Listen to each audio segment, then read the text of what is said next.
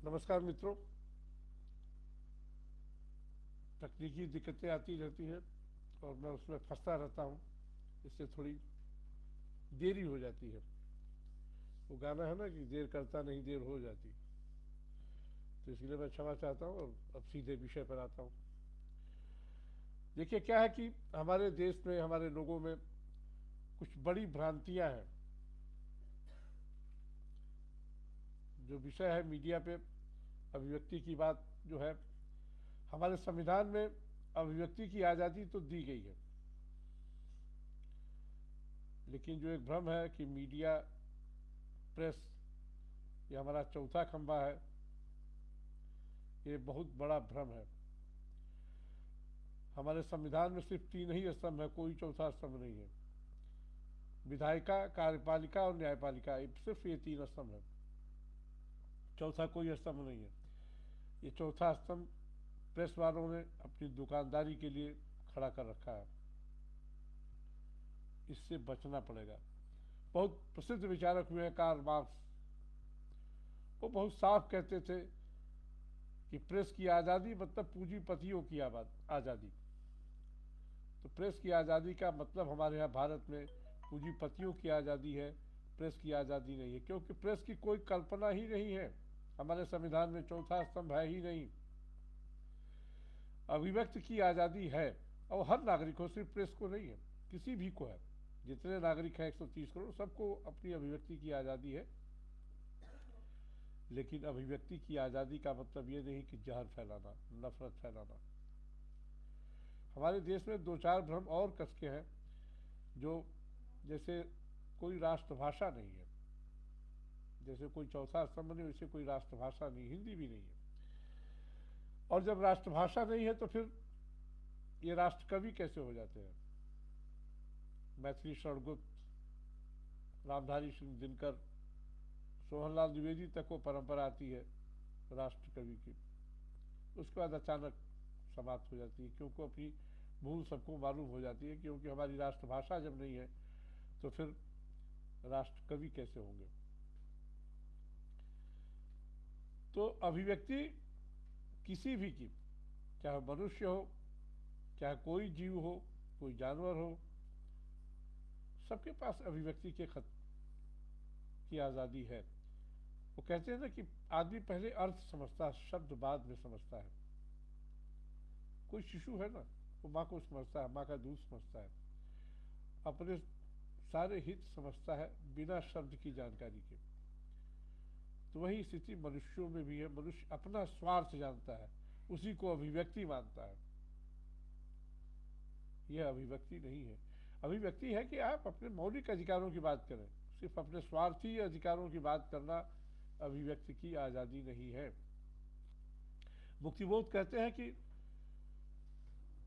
अभिव्यक्ति खतरे उठाने ही होंगे, अभिव्यक्ति के खतरे तोड़ने हो ही होंगे मठ और गढ़ सब। किसकी हिम्मत है मठ और गढ़ तोड़ने की आज की तारीख में? अर्णव गोस्वामी की? बिल्कुल नहीं।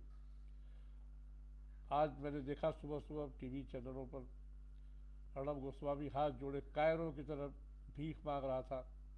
कह रहा था कि मुझे बचा लो, सुप्रीम कोर्ट मुझे जमानत दो, सरकार मुझे, केंद्र सरकार बचा ले। अरे क्यों बचा ले भाई? आप एक आपराधिक मामले में जेल भेजे गए हैं और एक जेल से दूसरी जेल सिर्फ इसलिए भेजे गए हैं कि आप उस जेल में मोबाइल फ़ोन का इस्तेमाल कर रहे थे, इसलिए सुबह सुबह आपको दूसरी जेल में भेजा गया। ठीक है, ठीक जिस तरह से पकड़ा गया है अर्णव गोस्वामी को, जिस तरह से उनकी आवाज़ दबाई गई है, वो गलत है। इस मामले में कोई कि हर किसी को अर्णव गोस्वामी के साथ खड़ा होना चाहिए। लेकिन जेल में अगर नियम है कि आप मोबाइल फ़ोन नहीं इस्तेमाल कर सकते तो कैसे कर रहे हैं?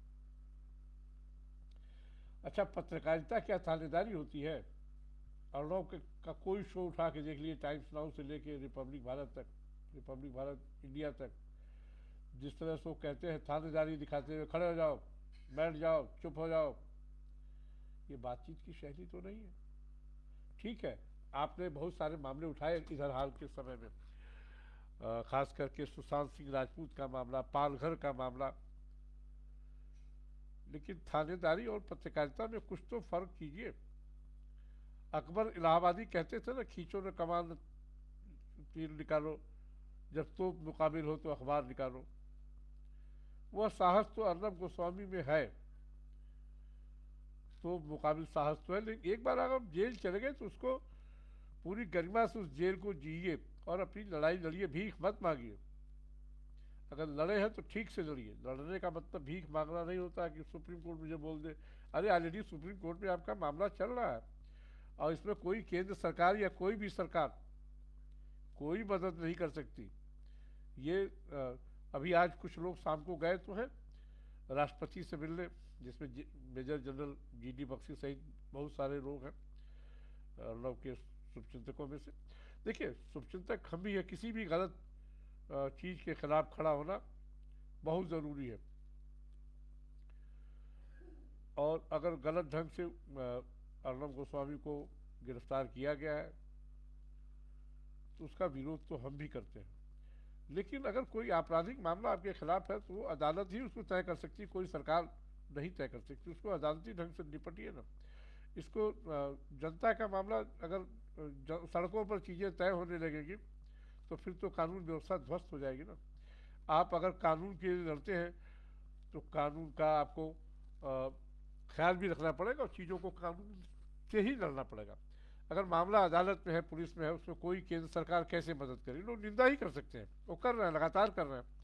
लेकिन जो आपकी पत्रकारिता का जो अंदाज है, देखिए आप एजेंडा लेके चल रहे हैं, पत्रकारिता नहीं कर रहे हैं। और आज की तारीख में हमारे देश में दुर्भाग्य से यही हो रहा है। अभी देखिए, कल खबर आई थी अमेरिका से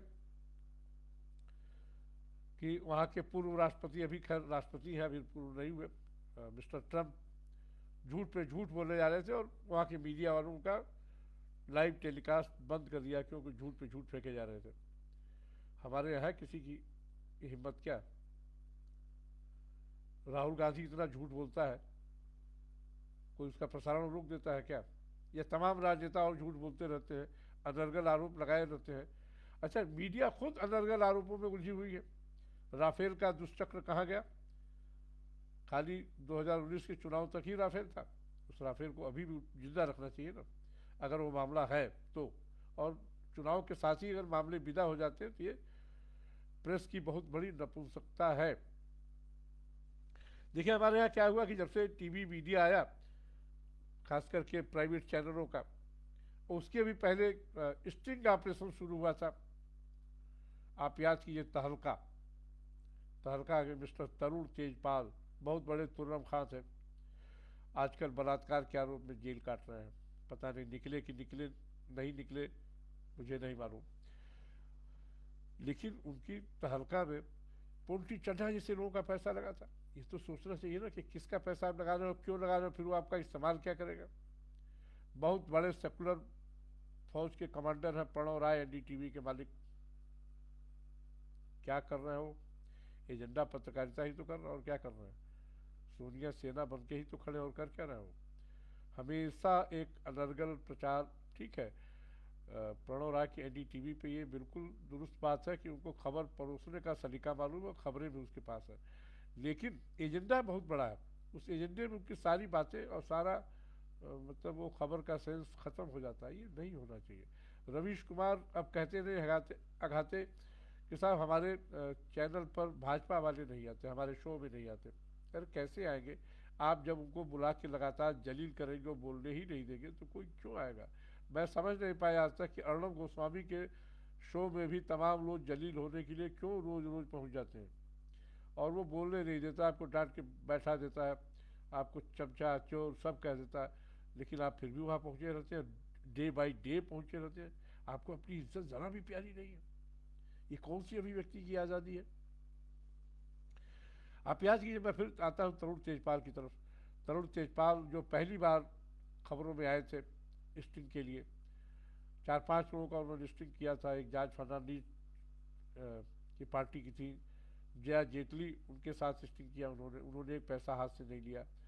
या बंगारू लक्ष्मण से भाजपा के, और सबको वो चंदा देने पहुंचे थे और कह रहे थे ये काम है, फर्जी कंपनी बना के रक्षा सौदे की एक फर्जी कंपनी बना, आप इसको डिस्ट्रिक्ट कहते हैं? अरे आप पैसा और लड़की लेके किसी भी के पास जाएंगे, वो तो फंस ही जाएगा, फिसल ही जाएगा। कौन ऐसा है जो पैसे और उसके चक्कर में नहीं फंसता है? तो वो स्टिंग नहीं करती। स्टिंग तो तब होता है जब आप किसी बड़े माफिया के पास, किसी बड़े मिनिस्टर के पास, किसी भी बड़े अफसर के पास चले जाते और उसको पता भी नहीं चलता, और कोई सही मामला होता है उसको आप स्टिंग कर लाते हैं। आप तो एक फर्जी कहानी गढ़ते हैं और एक स्टिंग कैमरा लेके पहुंचते हैं और एक ऑफर देते हैं और उस ऑफर में फंसा के कहते हैं साहब, जैसे आजकल फेसबुक पे तमाम सारे पुरुष लोग लड़कियां बन के लोगों को चैट में फंसा के और एक फर्जी वो क्या नाम है बहका के और स्नैप और उसका शॉट लेके चैट का और डाल देते हैं बदनाम करने के लोगों को। ये कोई मतलब नहीं होता है। तो इस तरह स्टिंग नहीं होते हमारे यहाँ। स्टिंग इसी तरह के अभी तक तरुण तेजपाल से लेकर वो अनिरुद्ध बाल तक इन्होंने सारे फर्जी स्टिंग किए हैं और अति कर दी है फर्जी स्टिंग की। इसी तरह खबरों में भी देखिए ना, अभी एक चैनल ने ओपिनियन पोल दिखाया बिहार में कि साहब नीतीश कुमार की सरकार बन रही है, और कल एग्जिट पोल दिखाया कि साहब नीतीश कुमार जो गए। मतलब अभी हफ्ते भर पहले वो 10 दिन पहले उनकी सरकार बन रही थी और 10 दिन में सरकार बिगड़ गई। ये सब क्या है? ये रिश्वतखोरी है प्रेस की, ये मीडिया की रिश्वतखोरी है, पैसा की दुकान। कह रहा हूँ, मार्क्स कहते थे कि प्रेस की आज़ादी मतलब पूंजीपतियों की आज़ादी। ये आपको जो तमाम दिखते हैं ना, प्रणव राय, ये अरुण पुरी, ये रजत शर्मा, ये लोग पत्रकार नहीं है। हजारों करोड़ कंपनियों के मालिक, हजारों करोड़ रुपए की कंपनियों वाले मालिक है ये लोग, ये पत्रकार नहीं है। ये दुकान चला रहे हैं, इनकी दुकान जैसे भी चलेगी चलाए। आप याद कीजिए जी जी न्यूज़ का सुधीर चौधरी क्यों जेल गया था? ब्लैकमेलिंग में जेल गया था, और एक बार नहीं दो दो बार जेल गया वो। और ये लोग क्या नहीं कर लेते हैं मीडिया के नाम पे भाई। अखबारों में पहले भी लाइजनिंग होती थी, लेकिन लाइजनिंग वाली खबरें बहुत कम होती थी। टीवी चैनलों पर तो इतनी ज़बरदस्त लाइजनिंग फिल्म से लेके, आप दुनिया भर के शेयर खरीदते हैं, म्यूचुअल फंड खरीदते हैं, तमाम विज्ञापन आते हैं, ये सब बेवकूफ़ बनाने के लिए होते हैं। आप नहीं देख पाते कि ये बेवकूफ़ बनाने वाले विज्ञापन हम जनता को क्यों दिग्भ्रमित कर रहे हैं, हम अपने लोगों को क्यों फंसा रहे हैं, अपने दर्शकों को। ये आपको तो पैसा कमाना है। आप देखिए ना, अखबारों में एक से एक विज्ञापन छपते हैं, छोटे छोटे मित्र बनाइए, सेक्स का इलाज कीजिए, ये सब क्या है? ये अखबार वालों को खुद नहीं चाहिए साहब कि ये हमारे पाठक, हमारे दर्शक इससे भ्रमित होंगे और ठगे जाएंगे, हम ऐसे विज्ञापन नहीं लेंगे। और उन विज्ञापनों से पैसा मिलता है कितना है, लेकिन एक पैसे का भी विज्ञापन ये लोग छोड़ नहीं सकते। और जिस पर तुलना ये कि प्रेस की आज़ादी बहुत बड़ी चीज़ है। अरे प्रेस तो हमारे यहाँ कल्पना ही नहीं है प्रेस की। संविधान में तो तीन ही स्तंभ है ना, मीडिया का कोई स्तंभ नहीं है। आज की तारीख में जो भी कोई समझता है मीडिया बड़ी ये बड़ी वो, कुछ नहीं, मीडिया एक दुकान है। जैसे सर्फ बिकता है, जैसे चॉकलेट बिकता है, जैसे बिजली का सामान बिकता है, जैसे कोई टीवी फ्रिज कार बिकती है, वैसे मीडिया में समाचार बिकते हैं। इस बात को बहुत अच्छी तरह जान लेना चाहिए, और जो नहीं जान पाता उसकी बुद्धि पे मुझे तरस आता है। अब अगर अर्णव गोस्वामी के खिलाफ, अर्णव गोस्वामी के साथ क्या है, आप, मैंने इधर कुछ क्लिपिंग्स देखी है। नरेंद्र मोदी जब मुख्यमंत्री थे गुजरात के, एक बार उनके शो में आए और वो नरेंद्र मोदी को भी बोलने नहीं दे रहे थे, लगातार चढ़े हुए थे। अंत में नरेंद्र मोदी आज ही जा गए, बोले कि भाई ऐसा है कि आप एडिटर हैं, आप इसके मालिक हैं। तब वो टाइम्स नाउ में थे, उन्होंने कहा आप मेरे बोलने के बाद 1 घंटे का अपना भाषण दिया, अभी मुझे बोलने दिए। तब जाके अर्णव चुप हुए। अर्णव किसी को बोलने ही नहीं देते। ये अजब तरीका है कि आप किसी को बुला दें और बोलने न दें और बेइज्जत करके उसको घर भेज दें। ये क्या तरीका है भाई? ये कौन सी पत्रकारिता है? इसको बिल्कुल लगाम लगाई जानी चाहिए। कई बार क्या होता है ना कि जैसे हम रामनाथ गोयनका को याद करते हैं। रामनाथ गोयनका भी प्रेस के लिए लड़ते थे, ठीक है, वो अपनी दुकान के लिए लड़ते। आप एक्सप्रेस बिल्डिंग जो दिल्ली में बनाई है, जहाँ भी उन्होंने एक्सप्रेस अखबार निकाला है, एक एक्सप्रेस बिल्डिंग बनाई है, और वो कहते थे मैंने वहाँ काम किया है, मैं जानता हूँ। हम लोग से कहते थे कि देखो हमें विज्ञापन मिले ना मिले, हम सरकारी विज्ञापन या किसी विज्ञापन के उसमें नहीं लेना, हम किराए से भी अपना अखबार निकाल देंगे। और इमरजेंसी में उनके ऊपर इंदिरा गांधी ने जब लगाम लगाई और उनके अखबार को बंद करने का ऐलान कर दिया, ऑर्डर जारी कर दिया, तो भी इंडियन एक्सप्रेस अखबार छपा। तो ऐसे छपा, वो गए सब वहाँ के सरकारी अधिकारी जो भी थे, पुलिस गई बंद करने के लिए। तो उन्होंने कहा साहब आपने इंडियन एक्सप्रेस पे रोक लगाई है, हमारे प्रेस पे रोक नहीं लगाई है, क्योंकि प्रेस हमारा है ही नहीं है। इंडियन एक्सप्रेस का प्रेस नहीं था इंडियन एक्सप्रेस परिसर में ही, लेकिन वो क्रॉनिकल प्रेस नाम से उन्होंने प्रेस लगा रखा था, और उसका स्वामित्व किसी और को दे रखा था कि कोई और कंपनी थी, और उससे किराया लेते थे। ये उन्होंने कानूनी और आधार बना के अखबार दूसरे दिन छापा, इंदिरा गांधी की तानाशाही के खिलाफ भी अखबार छपा, अच्छा लगा। ये कानूनी दाव पेच तो समझ में आता है। लेकिन अगर आप किसी का पैसा मार दें, किसी का कुछ और कर लें, और उसके खिलाफ किसी हत्या में फंस जाए, किसी डकैती में फंस जाए और कहे साहब हम प्रेस में, ये तो कोई बात नहीं हुई ना। अभी याद कीजिए, 2 महीने पुरानी बात है, बलिया में एक पत्रकार की हत्या हो गई। पता चला वो धंधा कोई और था, वो पत्रकार के नाम पर साहब उन्होंने पैसे वैसे भी सरकार से उनके परिजनों को मिल गए, दुनिया भर की नहीं हुआ, और झगड़ा कुछ और निकला। इसी तरह तमाम जगहों पर आजकल पता चला। अच्छा, प्रेस की लोग क्या करते हैं, प्रेस मालिकान, कि कुछ लोगों को तो लाखों की सैलरी थमा देते हैं, कुछ लोगों को जैसे छोटी छोटी जगहों पे लोगों को सैलरी ही नहीं देते, तो आदमी कुछ और काम करता है, ब्लैकमेल ही करता है, तमाम और दूसरे तरह के ठगबंधन करता है, ठेकेदारी करता है, और ठेकेदारी में मारा जाता है, होता है पत्रकार मारा गया। अभी देखिए ना कि मीडिया अगर सही होती तो कोरोना से जो भी लोग मर रहे हैं उनके साथ पूरी सहानुभूति दिखाते हुए मैं कहना चाहता हूँ, सरकार ने पूरे देश के नागरिकों का वो क्या क्या नाम है, इंश्योरेंस करा रखा है कि अगर मर जाते हैं तो उनको 4 लाख रुपए उनके परिजनों को मिलेंगे। कौन अखबार छाप रहा है, जरा बताइए हमें, कौन इंश्योरेंस कंपनी अपना विज्ञापन देके बता रही है? सरकार भी क्यों नहीं प्रेस रिलीज जारी करती है? क्योंकि इंश्योरेंस कंपनियां नहीं चाहती कि लोग जाने और हमसे पैसा लेने आए। क्या अखबार वालों की जिम्मेदारी नहीं है, या चैनल वालों की जिम्मेदारी नहीं कि इस खबर को दिखाकर लोगों को जागरूक करें? अगर सरकार ने प्रीमियम उसका भर दिया है तो लोगों को उसका लाभ मिलना चाहिए, लेकिन नहीं मिल रहा, लोग जानते ही नहीं। अच्छा, उसको लेने के लिए भी इतने सारे आपने तिकड़म लगा दिए हैं कि आदमी शोक मनाए कि आपकी कोरम पूरा करे। तो ये सब चीज़ें, अच्छा प्रेस देखिए, गांधी भी अखबार निकालते थे, नेहरू भी अखबार निकालते थे, गणेश शंकर विद्यार्थी भी अखबार निकालते थे, मदन मोहन मालवीय भी अखबार निकालते थे। इन लोगों के अखबारों का जो आदर्श था, जो लड़ाई थी, वो स्वतंत्रता संग्राम की लड़ाई लड़ रहे थे अखबारों की तरफ, अखबारों के साथ मिशन की लड़ाई थी, एक समाज सुधार की लड़ाई थी। आज की तरह पैसा कमाने की लड़ाई नहीं थी। आप देखिए ना, गणेश शंकर विद्यार्थी सांप्रदायिकता के खिलाफ लगातार लड़ते रहे, लगातार लड़ते रहे, और अंत में उनकी हत्या हो गई। हत्या किसने की? मुस्लिम समाज के कुछ साथी लोगों ने की। हमारे तमाम सारे सेकुलर साथी लोग गणेश शंकर विद्यार्थी की चर्चा नहीं करना चाहते, क्योंकि उसकी हत्या, गणेश शंकर विद्यार्थी की हत्या मुस्लिम समाज ने कर दी, और इसलिए कर दी कि साहब वो सांप्रदायिकता पे उनके चोट कर रहे थे, तो लोग चर्चा ही नहीं करना चाहते गणेश शंकर विद्यार्थी की। ये क्यों है भाई? आपको याद होगा श्रद्धा श्रद्धानंद श्रद्धानंद की भी हत्या दिल्ली में चांदनी चौक पे एक मुस्लिम ने कर दी। गांधी भी उसकी चर्चा से बचते थे, क्यों बचते थे? और वह श्रद्धानंद थे जो गांधी के मतलब एक तरह से गार्जियन में से थे। आपको बताऊं एक पुराना किस्सा कि गांधी उन दिनों लंदन में थे और भारत आना चाहते थे और स्वतंत्रता संग्राम की लड़ाई लड़ना चाहते थे। उन्होंने अपने राजनीतिक गुरु गोखले को चिट्ठी लिखी और लिख के बताया कि मैं भारत जाना चाहता हूं और यह मेरा मकसद है। तो गोखले जी ने गांधी को चिट्ठी लिखी कि भारत जाओ, लेकिन बिना मुझसे मिले मत जाना। गोखले उस वक्त फ्रांस में थे और अपना इलाज करवा रहे थे, और वो कहा था मैं लंदन आता हूँ, मुझसे मिलकर ही जाना।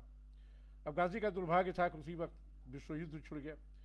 अब विश्व युद्ध जब छिड़ गया तो फिर भारत और लंदन के रास्ते तो खुले रहे, लेकिन लंदन से फ्रांस का रास्ता बंद हो गया। अब गोखले आ नहीं पाए, 6 महीना लग गया गोखले को लंदन लौटने में। जब लड़ाई खत्म हुई तब वो आए।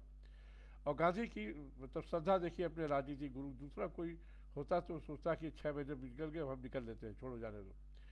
लेकिन गांधी की श्रद्धा देखिए, वो गोखले की प्रतीक्षा करते हैं लंदन में, 6 महीने तक प्रतीक्षा करते हैं। गोखले आते हैं लंदन तो गांधी उससे मिलते हैं।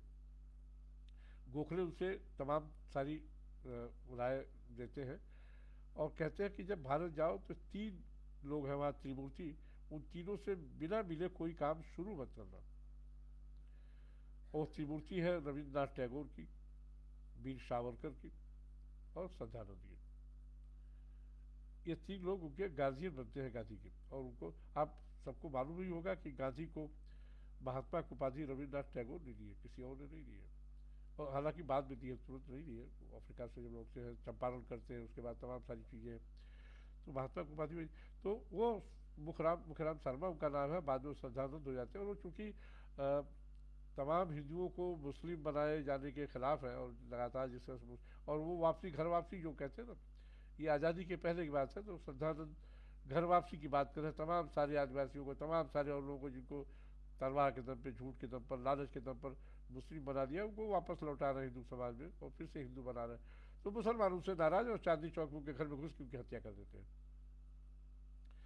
गांधी जिस श्रद्धानंद की बातों को मान कर लड़ाई लड़ रहे हैं, वहाँ वो चुप हो जाते हैं, वो सेकुलर बन जाते हैं। ये सेकुलर फोर्स, अच्छा गांधी के पास तो फिर भी गनीमत है, थोड़ी बहुत बात करते हो। अब्दुल रशीद नाम का आदमी था, देखिए उसका नाम याद आ गया, जिसने श्रद्धानंद की हत्या की थी चांदनी चौक में उनके घर में घुस के। इसी तरह जब गणेश शंकर विद्यार्थी की भी हत्या होती है तो लोग चुप हो जाते हैं, ये क्यों है? आप देखिए ना, एक तबरेज, एक खाल अखलाक, ऐसे लोग मारे जाते हैं। मैं किसी की भी हत्या को निंदनीय मानता हूँ, अखलाक या तबरेज की भी हत्या निंदनीय है, नहीं होनी चाहिए थी। लेकिन उनकी हत्या पर आप जो दुनिया भर में कोहराम बचा देते हैं, ये क्या है? आग लगा देते हैं, ये क्या है? इसी तरह जब कोई और निरपराध आदमी मारा जाता है, मॉब लिंचिंग में मारा जाता है, उसकी बात आप क्यों पी जाते हैं? सांस ही नहीं लेते कि क्यों मारा गया, ऐसा क्यों है? पालघर में जो साधुओं की हत्या हुई थी, वो क्या कम हैरतंगेज थी? उनकी निंदा क्यों नहीं करते? लोग चुप हो जाता है, सेकुलर ब्रिगेड क्यों हो जाता है? भाई ये कौन सा सेकुलरिज्म है? इसी तरह तमाम सारी चीज़ें हैं जो मुश्किल में डालती है। इत्तेफाक से अर्णब गोस्वामी इन सब चीज़ों के खिलाफ काफ़ी मुखर रहे हैं, और मुझे नहीं लगता है कि वो ज़्यादा दिन जेल में रहेंगे। मुझे लगता है इस हफ्ते सुप्रीम कोर्ट उनको बेल दे देगी, क्योंकि उनके जो वकील है हरीश साल्वे, बहुत बड़े वकील हो, कुछ न कुछ वो कानूनी दांवपेच खोज लेंगे और उनको जमानत दिला देंगे। और मुझे लगता है कि अर्णब गोस्वामी और पूरी और दुगनी ताकत से इन लोगों पर हमलावर होंगे। जो कहते थे ना अकबर इलाहाबादी की, जब तो मुकाबिल हो तो अखबार निकालो, अर्णब ने वह काम तो किया है, हमला तो किया है उद्धव ठाकरे सरकार पर। तमाम सारी गलत रास्ते पे चलने के बावजूद, तमाम सारी बेवकूफ़ियों के बावजूद, उद्धव ठाकरे सरकार का उन्होंने जीना हराम कर दिया। सूर्या सेना कह के उन्होंने नया जुमला दिया है। शरद पवार जैसे घाघ राजनीति को उन्होंने कटघरे में खड़ा कर दिया, और वो बोल नहीं पा रहे हैं। और एक्चुअली क्या है, ये उद्धव ठाकरे का फैसला नहीं, ये शरद पवार का ही फैसला है उनको जेल भेजना, जिस तरह से। अब सोचिए ना, उनके जेल जाने का मजाक किस तरह से लोग उठा रहे हैं। रवीश कुमार है, या तमाम और जो वामपंथी पत्रकार हैं, या सेकुलर अपने को कहने वाले लोग हैं, अर्णब गोस्वामी पे लोग हंस रहे हैं। रवीश कुमार ने तो लेख लिखा है उनके घर की तारीफ करते हुए कि साहब मैं वहाँ चाय पीना चाहता हूँ। पड़ोराय का बंगला नहीं देखा क्या उन्होंने एनडीटीवी के? ये तमाम सारे पत्रकारों को मैं निजी तौर पे जानता हूँ कि कितने आलिशान घरों में रहते। अरे मैं हजारों करोड़ लाखों करोड़ कंपनियों के मालिक हैं, तो जाहिर है हम जैसे लोग इतना कमरे दो कमरे के घर में तो नहीं रहेंगे। आप आलिशान जगहों पे ही रहेंगे। लेकिन आप जिस तरह से मजा ले रहे हैं किसी के दुख का, वो ठीक नहीं है। ठीक है, आपके मतभेद हो सकते हैं। अच्छा, रवीश कुमार पर कितने मुकदमे हुए? एक मुकदमा नहीं आज तक। वो रोते जरूर है साहब, सोशल मीडिया पर वो गाली बहुत मिलती है, लेकिन मोदी सरकार के खिलाफ वो तो बहुत बात करते हैं। और उनके पास यही काम ही है, रोज का शो उठा के देखिए तो यही काम करते मिलेंगे। लेकिन उनके खिलाफ तो एक भी मुकदमा नहीं हुआ। तमाम सारे और पत्रकार हैं जो तमाम सरकारों के खिलाफ बोलते रहे, और बोलना चाहिए।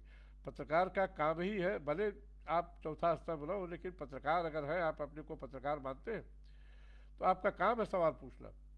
सवाल पूछते रहना चाहिए। सवाल पूछना बहुत बड़ी बात है, और सवाल नहीं पूछेंगे तो आप पत्रकार नहीं है। बस सिर्फ पत्रकार ही क्यों, किसी भी नागरिक को भी सवाल पूछना चाहिए। लेकिन सवाल अपनी माँ से मत पूछिए आप कि मेरा बाप कौन है। इतनी मर्यादा रेखा तो होनी ही चाहिए। या आप अपनी माँ से पूछने लगे कि मेरे कौन कौन से बाप हैं। यह सवाल, इस तरह के सवालों से बचा जाना चाहिए। यह सवाल नहीं होते, ये जहर भरी बातें होती हैं, ये उलाहने होते हैं, ये अपने आप की बीमारी दिखाने की बातें होती है कि आप अपनी माँ से अपने बाप का नाम पूछने लगे। आप नहीं जानते आपका बाप ने, अपनी माँ से आपको पूछने की जरूरत पड़ रही है। आपको भारत माता की जय कहने में परेशानी हो रही है, ये दिक्कत आपको है। क्या दिक्कत है आपको भाई? ये दिक्कत नहीं है, दिक्कत आपकी दुकानदारी। सबकी अपनी अपनी कॉन्स्टिट्यूंसी, सबकी अपनी अपनी कॉन्स्टिट्यूंसी है, अपनी अपनी कॉन्स्टिट्यूंसी को लोग एड्रेस कर रहे हैं। वो चाहे रवीश कुमार हो, चाहे अर्णब गोस्वामी हो, या कोई और भी हो। बैलेंस लोग बहुत कम लोग, अपना काम सभी लोग कर रहे हैं। कोई नमक में दाल खा रहा, कोई दाल में नमक खा रहा, कोई काली दाल खा रहा, कोई थोड़ी कम काली दाल खा रहा। ये सब के सब व्यापारी है, जो बिकता है वो बेच रहे हैं और अपना एजेंडा चला रहे हैं। यह पत्रकारिता के लिए या किसी भी समाज के लिए शुभ नहीं है। अब देखिए ना, पश्चिम बंगाल में जिस तरह से लोगों को मतलब परेशान किया जा रहा है, और जिस तरह से लोगों को मतलब जो भी सरकार के खिलाफ बोले उसे विरोध में मतलब उसकी हत्या हो जा रही है, तमाम सारी चीज़ें हो जा रही है, उसको मार दिया जा रहा है, उसको घर जला दिया जा रहा है, ये सब क्या है?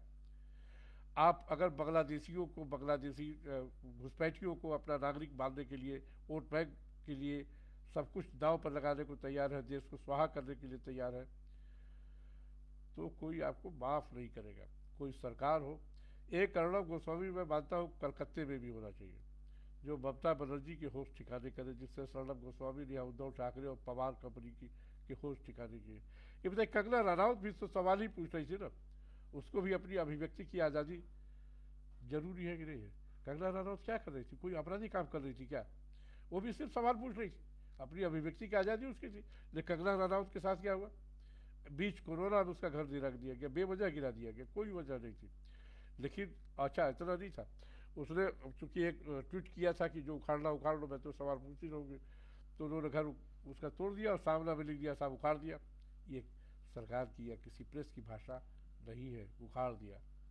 आपने बैनर लगाया था सामना अखबार में, मराठी अखबार में, बैनर हेडिंग, बैनर मतलब 8 कॉलम में हेडिंग लगी तो उखाड़ दिया।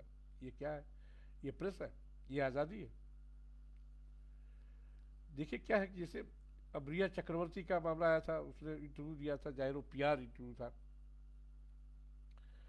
और उसका कितना नतीजा उसको भुगतना पड़ा। अब तो इधर आज फिर फिरोज नाडियावाला के यहाँ रेड पड़ी है, नारकोटिक्स ब्यूरो ने बम्बई में उनके घर में आज ही रेड डाली है, और इतना होने के और बचने के बावजूद उनके घर से ड्रग्स मिले। क्या कर लेंगे आप? फिरोज नाडियावाला फिल्म प्रोड्यूसर है, और इतना हल्ला होने बाद भी घर में वो ड्रग्स रख रहे हैं। क्यों रख रहे हैं? किसके लिए रख रहे हैं? डर नहीं है किसी को कानून का? क्यों नहीं है?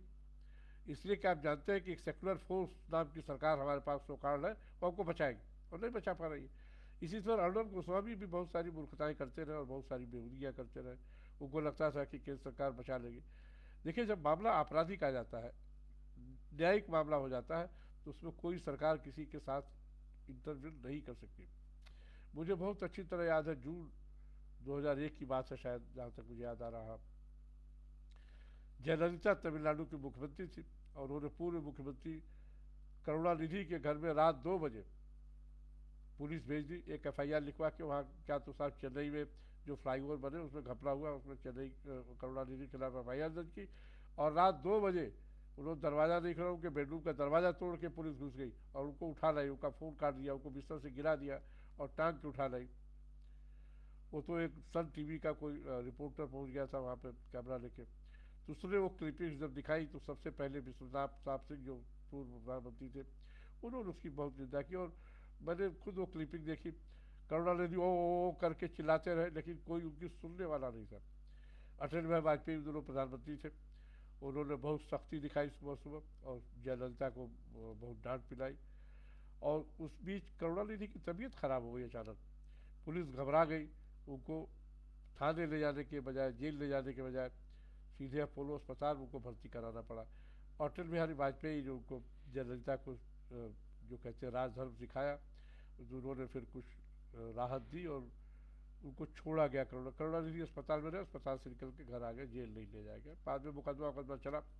लेकिन करुणानिधि की मतलब बड़प्पन देखिए कि जब जयललिता का निधन हुआ तो करुणानिधि ने कहा कि तमिलनाडु ने अपना एक सच्चा हितैषी खो दिया है। जयललिता के निधन पर उनका यह बयान था। ये खूबसूरत मोड़ दिया करुणानिधि ने, उन्होंने कोई मतलब जहर या नफरत के बीज नहीं बोए, ये अच्छी बात थी। इसी तरह कोई सरकार हो, ठाकरे सरकार हो, मोदी सरकार हो, ममता बनर्जी सरकार हो, योगी सरकार हो, कोई हो, सबको सदा सहता बरतनी चाहिए, चाहे वो प्रेस का आदमी हो, चाहे नागरिक हो, या किसी पॉलिटिकल पार्टी का आदमी हो, या कुछ भी हो, सदा सहता तो सबको ही बरतनी चाहिए। और ये जानना चाहिए कि आज हमारी काल तुम्हारी देखो लोगा बारी बारी। अब देखिए, जैसे उत्तर प्रदेश में योगी मुख्यमंत्री है, और वो बहुत सारे अपराधियों, चाहे मुख्तार अंसारी हो, चाहे अतीक अहमद हो, चाहे विजय मिश्रा हो, कि तमाम बेनामी संपत्तियों को, तमाम अवैध क्या नाम है निर्माण को ढाते जा रहे हैं, कोई इस पर कुछ बोल रहा है क्या? बोलना भी नहीं चाहिए। वो बिल्कुल ठीक काम कर रहे हैं। ये काम बहुत पहले होना चाहिए था, बल्कि दो चार लोगों के खिलाफ जब ये कार्रवाई हो जाएगी ना तो फिर आगे से लोग डरेंगे और गलत काम नहीं करेंगे। अभी क्या नाम है मध्य प्रदेश में यही काम आज की कल किया उन्होंने, वहाँ के मुख्यमंत्री ने। उन्होंने भी एक किसी स्वामी कंप्यूटर कोई कंप्यूटर बाबा कंप्यूटर उनका अवैध निर्माण गिरा दिया। जगह जगह गिरा दिया जाना चाहिए बिना किसी रियायत के। लेकिन अभिव्यक्ति की आज़ादी भी जो संविधान ने भी दी है वो बनी रहनी चाहिए। आपको बताऊं, आप चूंकि ये बीएचयू का मंच है, मुझे पंडित मदन मोहन मालवीय याद आते हैं। मालवीय जी एक समय बहुत बड़े वकील तो थे ही, बहुत बड़े भाषाविद भी थे। उन्होंने कई बीएचयू के अलावा भी बहुत सारे काम किए हैं, जिसमें एक काम की मैं बात करूं, पत्रकार भी बहुत अच्छे रहे हैं मदन मोहन मालवीय। एक समय राजा साहब काला काकर ने प्रयाग से अखबार निकाला था लीडर, और उसका संपादक बनाया था पंडित मदन मोहन मालवीय को, और उस वक्त 200 रुपये उनको महीना वो वेतन दिया करते थे। उस वक्त का 200 रुपये महीना समझ लीजिए आज की तारीख में 15-20 लाख रुपए हो जाते हैं महीना। और ये पहली बार मैंने पढ़ा है आपके बीएचयू में ही, प्रोफेसर मुकुट बिहारी उन्होंने जीवनी लिखी है पंडित मदन मोहन मालवीय की, उसमें ही मैंने पढ़ा है कि ज़्यादातर पत्रकार, तो उस वक्त ब्रिटिश का ज़माना था, ज़्यादातर पत्रकार आज भी मालिकानों की शर्तों पर काम करते हैं। लेकिन पंडित मदन मोहन मालवीय ने राजा साहब काला काकर से अपनी ओर से शर्त रखी और कहा, अच्छा काला काकर राजा जो थे उनको शराब पीने की लत थी। मदन मोहन मालवीय ने एक ही शर्त रखी कि आपका अखबार है, आप मालिक हैं, मैं संपादक हूँ, कभी किसी बात पर बात करने के लिए आप मुझे जब चाहे बुला सकते हैं, लेकिन ध्यान रखिएगा कि जब कभी शराब पिए हो तो मुझे कभी मत बुलाइएगा। राजा साहब काला काकर ने इस बात को स्वीकार कर लिया, उन्होंने कहा ठीक बात है। लेकिन बहुत समय बाद, काफ़ी समय तक उन्होंने उस शर्त को निभाया। लेकिन एक समय ऐसा आया कि एक बार रात में उन्होंने पंडित मदन मोहन मालवीय को बुला लिया और शराब पिए हुए थे। मदन मोहन मालवीय गए, जो उनको आभास हुआ कि शराब पिए हुए, तुरंत वहाँ से बिना कोई बात किए चल दिए वापस, और वापस आकर उन्होंने एक इस्तीफा लिख कर भेज दिया, और फिर वो दफ्तर नहीं गए और कभी नहीं गए। लेकिन राजा साहब काला काकर को अपनी गलती का एहसास बाद में हुआ, और उनको 200 रुपये महीने वेतन वो नियमित भेजते रहे, सालों साल भेजते रहे। बहुत समय बाद प्रयाग में किसी कार्यक्रम में दोनों की भेंट हुई, तो मालवीय जी उनको याद दिलाया, भाई मैं आपकी नौकरी छोड़ चुका हूँ और वो पैसे भेजना बंद कर दीजिए, 200 रुपये महीने आप लगातार भेजते जा रहे हैं। तो राजा साहब काला काकर ने उनसे कहा, देखिए मैंने आपको अपना कर्मचारी कभी समझा नहीं, मैं तो सहयोग के नाम पर आपको भेजता हूँ 200 रुपये महीने, वो हमेशा भेजता रहूँगा। उनको उम्मीद थी कि मैं मतलब मदन मोहन मालवीय फिर लौट आएंगे, लेकिन वो लौटे नहीं। वो कहा नहीं आप भेजते रहिए, लेकिन मैं लौटने वाला नहीं हूँ, और वो नहीं लौटे। कितने लोग जानते हैं कि मदन मोहन मालवीय ने अभिव्यक्ति की आज़ादी की का विषय है, तो ये भी एक अभिव्यक्ति ही है कि हिंदी को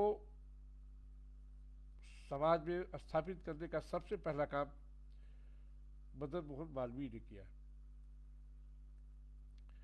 उन्होंने एक आंदोलन चलाया कि जो कचहरियों में, थानों में, तमाम जगहों पे उर्दू शब्द और अंग्रेजी शब्द चलते थे, हिंदी की कहीं कोई ज़रूरत ही नहीं थी, कहीं कोई बोलता ही नहीं था।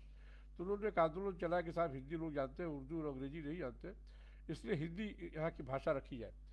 और हिंदी को उन्होंने स्थापित करने का आंदोलन चला। फिर अंग्रेजों ने उसमें हिंदू मुसलमान कर दिया, और जब हिंदू मुसलमान कर दिया तो फिर मामला फंसा हुआ। अंत में वो समझ गया कि अंग्रेज इस तरह नहीं करेंगे, तो उन्होंने एक मुकदमा किया, और मुकदमे में उन्होंने फिर जब देखा कि अंग्रेजों ने कि ब्रिटिशर्स जज होते थे, जब उन्होंने देखा कि बहुत सारे रास्ते बंद हो गए हैं, तो उन्होंने फिर क्या किया कि मुसलमानों को फिर भड़काया।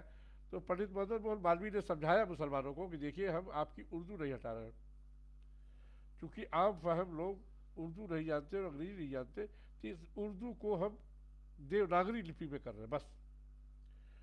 और मुसलमान इस बात पर राजी हो गए, और आज भी आप देखिए तमाम थानों में, कचहरियों में जो तमाम शब्द आपको उर्दू के मिलेंगे, फारसी के मिलेंगे, और बस देवनागरी में मिलेगा। अब जमाना वो ख़त्म हो गया ब्रिटिशर्स, अब आज की सरकारों को चाहिए कि देवनागरी को शुद्ध हिंदी भी करें। तमाम, हम नहीं कह रहे उर्दू हटा दिया, उर्दू के शब्द भी वही रखिए जो चलने वाले हैं। जो तमाम सारे ऐसे शब्द हैं जो समझ ही नहीं आते किसी को, तो उनको सरल कर दीजिए। अब देखिए बहुत सारी भाषाओं के शब्द हमारी हिंदी में है, हम उनको नहीं हटा सकते। अब जैसे किताब है, कलम है, कुर्सी है, ये सब हिंदी के शब्द नहीं है, ये उर्दू के भी शब्द नहीं, ये तो फारसी के शब्द है। हमारे यहाँ अब वो हर अस्थायी हो गया, हिंदी के शब्द मान लिए गए, तो वो तो रहने चाहिए, कोई दिक्कत नहीं। नहीं, जो शब्द हमें नहीं समझ में आते, तो पंडित मदन मोहन मालवीय ने अभिव्यक्ति के तौर पे हिंदी को स्थापित किया। और सोचिए कि एक समय पाठ्यक्रमों में, प्राइमरी में भी हिंदी नहीं थी। ये तो पंडित श्रीनाथ चतुर्वेदी एक दूसरे आए, उन्होंने फिर उस पर बात की, और उन्होंने ब्रिटिश पीरियड में ही, वो भी शिक्षा अधिकारी थे, उन्होंने हिंदी को प्राइमरी से लेकर इंटर तक अनिवार्य किया और हिंदी को समृद्ध किया। तो हिंदी आज हमारी अभिव्यक्ति की सबसे बड़ी भाषा है। न सिर्फ अभिव्यक्ति की सबसे बड़ी भाषा है, बल्कि हमारी आज़ादी की भी भाषा महात्मा गांधी ने बनाई, हिंदी को ही बनाई। महात्मा गांधी गुजराती थे, वो चाहते तो गुजराती में अपनी बात कह सकते थे और गुजराती को पूरे देश पर थोप सकते थे, लेकिन नहीं। महात्मा गांधी बहुत होशियार आदमी थे, वो जानते थे कि हिंदी सर्वमान्य की भाषा पूरे देश में, जैसे अंग्रेजी इस वक्त दुनिया में सबसे लिंक लैंग्वेज मानी जाती है, हिंदी वैसे ही हमारे भारत में लिंक लैंग्वेज है, संपर्क की भाषा हिंदी ही है। इस बात को महात्मा गांधी समझते थे और उन्होंने हिंदी में ही शुरू किया आज़ादी की लड़ाई को। और आज देखिए हिंदी बाजार की सबसे बड़ी भाषा है। हिंदी में ठीक है कि रोजगार नहीं है। और मैं बताऊं आपको कि अभिव्यक्ति की बात चल रही है, तो किसी भी भाषा के बिना तो अभिव्यक्ति होती नहीं है। और भाषा जान लीजिए विद्वान नहीं बनाते, लेखक नहीं बनाते, प्रोफेसर नहीं बनाते। भाषा दो ही लोग बनाते हैं, एक रोजगार और दूसरे बाजार। हिंदी के पास रोजगार नहीं है, रोजगार की भाषा नहीं है, उसको बनाने की जरूरत है। जो हिंदी का बाजार इतना बड़ा है, उसकी हिंदी की अभिव्यक्ति इतनी बड़ी है कि हिंदी जीवित और न सिर्फ जीवित है, दुनिया की सबसे बड़ी भाषा है। आजकल के हमारे बच्चे, ये हम अभिभावकों के, माता पिता की गलती है कि अपने बच्चों को हिंदी ठीक से नहीं सिखा रहे। अभी आप कहिए 63, 72, हमारे घर में बच्चे हमसे पूछते उस इसमें क्या कहेंगे, 63, 72 आप उनको बताइए तो समझे, 63, 72, 75 नहीं समझते हो। ये हमारी गलती है, हम तो हिंदी के लेखक हैं, लेकिन हम अपने बच्चों को लगातार समझाते रहते हैं कि हिंदी नहीं जानोगे तो कुछ नहीं जानोगे, अंग्रेजी जानो कोई दिक्कत नहीं है। अब देखिए मुझे बात आती है, अभिव्यक्ति की बात चल रही है, तो जैसे हमारी अम्मा हिंदी नहीं जानती थी, बिल्कुल नहीं जानती थी, लेकिन अंग्रेजी के कुछ शब्द इस्तेमाल कर लेती थी वो, और टेंशन है, प्रॉब्लम है, इस तरह की बातें वो करती थी। लेकिन मुझे याद है, अब अम्मा मेरी दुर्भाग्य से नहीं हमारे साथ, तो लेकिन जैसे शुरू में जब टीवी भी आया था, तो हम टीवी खोल कर अम्मा को बैठा देते थे, तो कहती थी अच्छा भजन लगाओ, मतलब उसको हिंदी नहीं समझ में आती थी, बोर हो जाती थी। और हम लोग सोचते थे कि उसको कुछ धारावाहिक, कुछ नाटक, कुछ दूसरे तरह की दिखाएं, लेकिन वो रामायण महाभारत भी तो हाथ जोड़ के समझ लेती थी। रामायण की कथाएं चूंकि थी, कथा में तो चल जाता था, लेकिन वो बहुत जल्दी बोर हो जाती थी।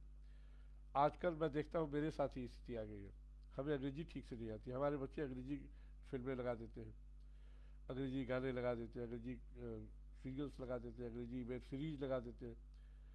तो बैठे अभी बच्चों के साथ रहते, तब मुझे अपनी अम्मा की यात्रा समझ में आती है, और फिर मुझे अभिव्यक्ति की बात समझ में आती है कि भाषा भी बहुत ज़रूरी तत्व है किसी भी अभिव्यक्ति के लिए। अगर आपकी भाषा आपकी ठीक नहीं है, और तो अभिव्यक्ति के खतरे भी उतने ही ज़्यादा है। कई बार क्या होता है कि आप भाषा से ही चीज़ों को सरल बना लेते हैं और भाषा से ही चीज़ों को कठिन बना लेते हैं। और वह आपके साथ क्या होता है ना, कि जब आप भाषा में आप सरल हो जाते हैं, तो चीज़ों में भी सरल हो जाते हैं। भाषा आपके साथ नहीं है तो कुछ भी नहीं है, कोई अभिव्यक्ति नहीं होती। लेकिन हमारे यहाँ अभिव्यक्ति की जो तमाम सारी मूर्खताएं हैं, उसके लिए मुझे गोरख पांडे की एक कविता याद आती है, जो आजकल अभिव्यक्ति के नाम पे तमाम सारी दिक्कतें चल रही है। जैसे यह है ना, क्विंट है, कारवा है, ये बिलो दुआ टाइप लोग हैं, सिर्फ जहर, समाज में जहर घोलते हैं अभिव्यक्ति के नाम पर, और कुछ नहीं करते हैं। और वो चाहते हैं कि जो वो कह रहे हैं उसी को सुना जाए, उसी को समझा जाए, उसी को अमल में लिया जाए। तो कहते हैं गोरख पांडे की वो कविता याद आती है कि राजा बोला रात है, रानी बोली रात है, मंत्री बोला रात है, संतरी बोला रात है, ये सुबह सुबह की बात है। तो अपनी अभिव्यक्ति को इतना भी कठिन मत कर लीजिए कि सुबह सुबह को रात कहने लगे। इससे बचिए मित्रों। और आज की तारीख में जो ये पाला खींच गया ना, सेकुलर या कम्युनल, ये सब बेवकूफ़ी की बातें हैं, बेवकूफ़ बनाने की बातें हैं। हमारे देश में कबीर के बाद कोई सेकुलर हुआ ही नहीं। एक पक्षीय सेकुलरिज्म नहीं होता। और उसको आप अभिव्यक्ति की आज़ादी के नाम पर बातों को रखें तो वो बहुत ही निहायत शर्मनाक बात है। अभिव्यक्ति की आज़ादी का मतलब होता है कि जैसे कबीर थे, सारी मतलब वो एक पक्षीय नहीं थे, लगातार वो दोनों पक्षों की निंदा करते थे। आप सही को सही और गलत को गलत कहिए, यह अभिव्यक्ति है। ये नहीं कि आप अपने एजेंडे पर लगे रहिए। अब चीन अगर आपके साथ बदतमीजियाँ कर रहा है तो आप चीन का पक्ष लेते रहिए और भारत को नीचा दिखाते रहिए, इसलिए कि आपको एक नरेंद्र मोदी नाम के आदमी से नफरत है। उस नफरत को आप अपने काबू कीजिए, यह अभिव्यक्ति की आज़ादी नहीं है। आप देश के साथ खड़े रहो, आप सेना को बलात्कारी बताने लगे, यह अभिव्यक्ति की आज़ादी नहीं है। हर घर से अफजल निकलेगा, तुम कितने अफजल मारोगे, यह अभिव्यक्ति की आज़ादी नहीं है। भारत तेरे टुकड़े हो गए इंशाअल्लाह इंशाअल्लाह, यह अभिव्यक्ति की आज़ादी नहीं है। यह अपराध है, ये देशद्रोह है, इसको स्वीकार कीजिए। आप भारत माता की जय अगर नहीं कहना चाहते तो यह भी अपराध है। अगर अपनी माँ को आप इज्जत नहीं देना चाहते तो ये अपराध है। ये अभिव्यक्ति की आज़ादी नहीं है। अभिव्यक्ति की आज़ादी या कोई भी आज़ादी एक तरफा नहीं हो सकती। आज़ादी का इतना दुरुपयोग मत कीजिए कि अपनी माँ से अपने माँ का बाप का नाम पूछने लगे आप। ये आज़ादी नहीं है, ये बदतमीजी है, ये अपराध है।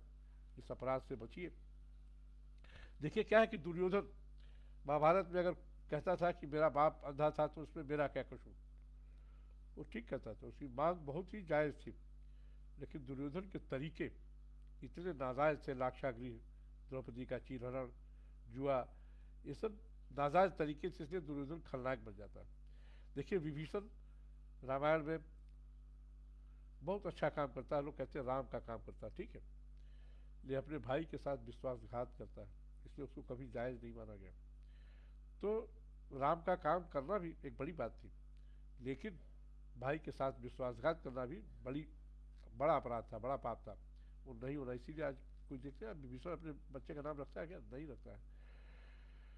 तमाम सारे देखिए, जैसे क्या नाम है, शकुनी है महाभारत का पात्र, लोग कहते हैं उसने दुर्योधन से कराया। शकुनी तो लक्ष्य लेकर आया था कि इस वंश को खत्म कर देना है, चाहे कौरव हो चाहे पांडव। उसकी बहन को, गांधारी को, लोग जबरदस्ती उठा लाए थे ब्याहने के लिए धृतराष्ट्र आदमी से, तो साथ में वो भी आया था पकड़ के, और उसने लक्ष्य ही लेके आया था, चाहे जैसे ये के प्रकार इस वंश को खत्म कर देना है। तो उसने दुर्योधन को अपना इंस्ट्रूमेंट बनाया और उसने खत्म किया। तो अगर आपका यह एजेंडा है कि हमको भारत को खत्म कर देना है, तो क्षमा कीजिए, यह अभिव्यक्ति की आज़ादी हम नहीं मान सकते। और ये आज़ादी किसी भी सरकार को, किसी भी को देनी नहीं चाहिए। अगर देती है सरकार तो समझिए सरकार कमज़ोर है। अब अभिव्यक्ति की आज़ादी की बात चल रही, तो जो मैं रिपोर्टर हुआ करता था, मुलायम सिंह यादव मुख्यमंत्री हुआ करते थे, उनके साथ क्या था कि जब भी उनके खिलाफ कोई अखबार खबर लिख देता था, उनके पास एक बहुत बड़ा हथियार था, हल्ला बोल। हल्ला बोल करके उनके कार्यकर्ता उस पत्रकार पर टूट पड़ते थे, तो अखबार के दफ्तर पे टूट पड़ते थे। अजब स्थिति थी। अरे यहाँ तक कि बेचारे गरीब हाकर जो सुबह सुबह अखबार बांटते हैं, भोर में हाकरों को मारना शुरू कर दिया मुलायम सिंह के सफाई कार्यकर्ताओं ने। और अखबार वाले इतने आजीज हो गए कि मुलायम सिंह के खिलाफ खबर छापना बंद कर दिए। अच्छा, मुलायम सिंह पहले रिपोर्टरों से दोस्ती करते थे, बाद में संपादकों से दोस्ती करने लगे, उसके बाद फिर अखबार मालिकों से दोस्ती। ये हल्ला बोल की परिणति थी। हल्ला बोल के बाद हुआ कि अच्छा, अखबार मालिक तो मारा नहीं जाता था, अखबार मालिक का व्यवसाय टूटता था। जब आकर अखबार बेचना बंद कर देते, साहब ये अखबार में मुलायम सिंह के खिलाफ छापते हैं, वो हमको मारते, तो हम आपका अखबार बेचेंगे ही नहीं। तो फिर सबसे पहले मुझे याद है अमर उजाला के मालिकों ने मुलायम सिंह को अपने घर पे बुलाया, और भी तब बुलाया, अखबार की वजह से नहीं बुलाया। उनके एक दामाद थे दीपक सिंघल, IAS अफसर से, उनकी पोस्टिंग में गड़बड़ी होनी शुरू हो गई। तब जाके अमर उजाला वालों ने सरेंडर किया मुलायम सिंह के आगे, उन्होंने कहा नहीं बुलाया अपने घर चाय पे, और दोनों पक्षों में समझौता हुआ, और फिर वो हल्ला बोल खत्म। जागरण के तमाम सारे अखबारों के दफ्तर, जो बाद में तो जब अखबार मालिकों से और TV चैनल के मालिकों से मुलायम सिंह की दोस्ती हो गई, तो अगर कोई रिपोर्टर किसी प्रेस कॉन्फ्रेंस में या किसी कार्यक्रम में कुछ उससे अप्रिय सवाल पूछ लेता था, तो सीधे पूछते थे कि किस अखबार से हो, किस चैनल से हो, और दूसरे दिन उसकी नौकरी नहीं रहती थी। तो अभिव्यक्ति की आज़ादी के बाद सपा वाले भी बहुत करते हैं। इस तरह से वो अभिव्यक्ति की आज़ादी की रक्षा की उन्होंने। बाद में मायावती मुख्यमंत्री हुई। मायावती तो किसी से बात ही नहीं करती थी, आज भी नहीं करती है। जिसको चाहती है बुलाती है, उससे बतियाती है। और सोचिए उनकी प्रेस कॉन्फ्रेंस हमेशा एक पक्षी होती है, अपना लिखित बयान पढ़ के चल देती है। हमने कहा भी कई बार कि भैया यही करना है तो सीधे प्रेस रिलीज भेजिए, और आपके पास पावर हो तो पूरा छपेगा ही। आप वीडियो बनाइए और भेज दिए चैनलों को, जो दिखाना होगा दिखाएगा, नहीं नहीं दिखाएगा। और आपका जोर है, आपके पास विज्ञापन है, आपके पास तमाम सारी साधन है, कौन नहीं दिखाएगा, क्यों नहीं दिखाएगा। सारे न्यूज़ चैनलों के ज़्यादातर, दो चार को छोड़ के सबके स्टूडियो तो नोएडा में ही है। तो मायावती से या कोई भी मुख्यमंत्री हो, वो कहते हैं ना, जब जिसकी सत्ता तब जिसके अखबार। तो जिसकी सत्ता होती है उसी पक्ष में अखबार वाले, चैनल वाले हमेशा से अब रहने लगे हैं, रहेंगे। उनके खिलाफ हो कुछ गलत भी हो तो बोल नहीं सकते। बोलेंगे तुमका। अच्छा, अभी भी मुलायम और मायावती से तमाम सारे अखबार मालिकान डरते हैं कि भाई पता नहीं कब फिर लौट आए और फिर वो बदला ले ले तो क्या कर लेंगे। मायावती के साथ ये था कि अगर कोई एक खबर उनके खिलाफ छप जाती थी तो लिखने वाला, रिपोर्टर की नौकरी चली जाती थी, संपादक की नौकरी चली जाती थी। चाहे कोई उसमें रियायत एक पैसे की नहीं करती, तो कहती थी या तो अखबार बंद कर लो या फिर इसको रख लो, दो में से एक काम करो। और जल्दी कोई छापता नहीं था अगर गलती से छप भी गया। जैसे हिंदुस्तान टाइम्स में एक रेजिडेंट एडिटर यहाँ आए मायावती राज में, और वो साउथ के थे, वो थोड़ी इतनी जानकारी नहीं थी और नए नए आए थे, कुछ महीने ही नौकरी की। और एक दिन उन्होंने एक पहले पेज पर एक एनालिसिस मायावती के खिलाफ लिख दी और दूसरे दिन उनको कह दिया गया साहब आप दफ्तर बताइए, और फिर उनकी छुट्टी कर दी गई। सोचिए, संपादक जो अखबार की चीज़ें तय करता है, रिपोर्टरों को तय करता है, तमाम खबरें तय करता है, उसी की नौकरी चली गई तुरंत, एक दिन नहीं लगा। तो ये अभिव्यक्ति, और यही लोग सबसे ज़्यादा अभिव्यक्ति की आज़ादी की बात करते हैं। तो कैसे बात होगी? सोनिया गांधी के खिलाफ कोई खबर छपती है क्या? अभिव्यक्ति की आज़ादी की सबसे बड़ी अलंबारदार वही है, नहीं है क्या? राहुल गांधी के खिलाफ ये तमाम सारे मामले कभी छपते हैं क्या? जब कभी कोर्ट में तारीख पड़ती है तो रूटीन खबर आ जाती है, उनकी इन्वेस्टिगेटिव रिपोर्ट क्यों नहीं आती? कभी नहीं आएगी, क्योंकि ये लोग इतने तरीके जानते हैं आपको फंसाने के, आपको उलझाने के, आपको अपमानित करने के, आपको पिटवाने के, आपको मरवाने के। तमाम पत्रकारों की हत्या हो चुकी है, कोई कुछ कर सकता है क्या? आज तक कोई कर पाया है क्या? अच्छा, पत्रकार बेचारा मारा जाता है अभिव्यक्ति की आज़ादी के चक्कर में, उसका और उसका परिवार भुगत जाता है, कोई साथ नहीं आता, कोई खड़ा नहीं होता है। इसी कोरोना में तमाम पत्रकारों की नौकरियां चली गई है। कोई राजनीतिक पार्टी खड़ी हुई क्या? कोई सरकार खड़ी हुई क्या? और आप अभिव्यक्ति की आज़ादी की मतलब तरह से रक्षा भी करना चाहते हैं। कोई एक अदना नागरिक भी अगर सही बात कह देता है तो वही पीट जाता है, वही मार दिया जाता है। कोई एक अफसर अगर सही बात कर देता है तो कहाँ रहता है, तुरंत तबादला है ना। हरियाणा में मिस्टर खेम का, वो अपनी बात कहते रहते और ट्रांसफ़र पे ट्रांसफ़र, तो ट्रांसफ़र का रिकॉर्ड उनके पास। ऐसे ही तमाम सारे लोग हैं, तमाम सारे अफसर हैं, तमाम सारे पत्रकार हैं, तमाम सारे नागरिक हैं जो अभिव्यक्ति की आज़ादी के खतरे उठाते हैं और वो मारे जाते हैं। ये कब तक चलेगा? क्यों इसलिए मारे जाते हैं कि क्योंकि कानून उनका साथ नहीं देता, समाज उनका साथ नहीं देता। अच्छा, जैसे हरीश साल्वे है, वो तो मैंने सुना है कि मुफ्त में भी मुकदमे लड़ लेते हैं। अगर एजेंडा वाला मामला है तो कपिल सिब्बल भी लड़ लेते हैं। जैसे कपिल सिब्बल, उत्तराखंड के एक पत्रकार का मामला, जाते हैं लड़ने और लाखों, सोचिए कि कपिल सिब्बल जैसे वकील आधे घंटे के लिए पेश होने के लिए कोर्ट में 40 लाख 50 लाख रुपए लेते हैं, सिर्फ आधे घंटे की फीस की 40 लाख 50 लाख रुपए। कोई कितना भी अमीर पत्रकार होगा, कोई कितना भी बिगड़ा हुआ पत्रकार होगा, वो कपिल सिब्बल को फीस कहाँ से देगा?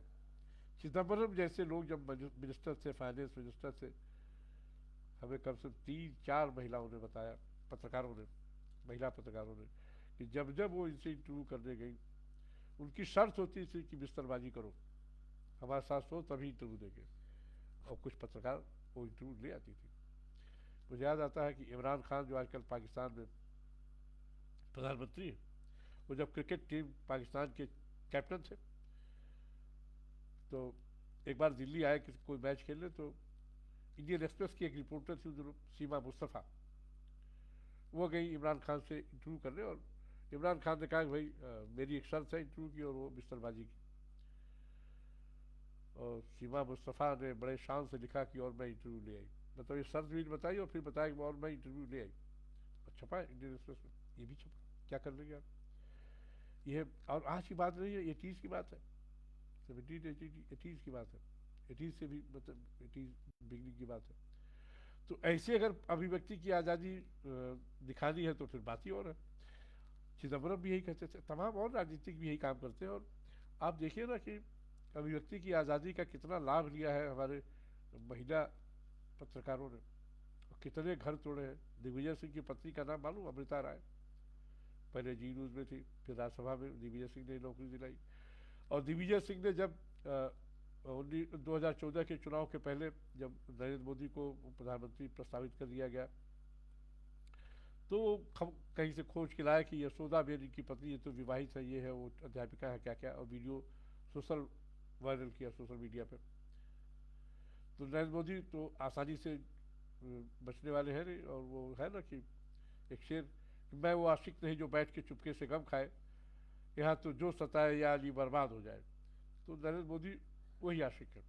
उन्होंने क्या किया कि पता किया उनके बारे में, दिग्विजय सिंह के बारे में, और अमृता राय का मामला जब सामने आया तो उन्होंने अमृता राय का कंप्यूटर ही हैक करवा लिया, और जितने दिग्विजय सिंह और अमृता राय के अंतरंग फोटो से सब निकलवा लिया और सोशल साइट पे वायरल करा दिया। और अंततः दिग्विजय सिंह को अमृता राय से विवाह करना ही पड़ा देर सवेर।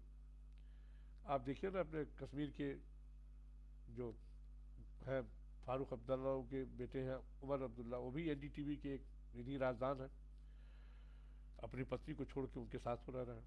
क्या कर लेंगे आप? ये अभिव्यक्ति की आज़ादी है क्या? ऐसे और भी तमाम सारे प्रसंग हैं।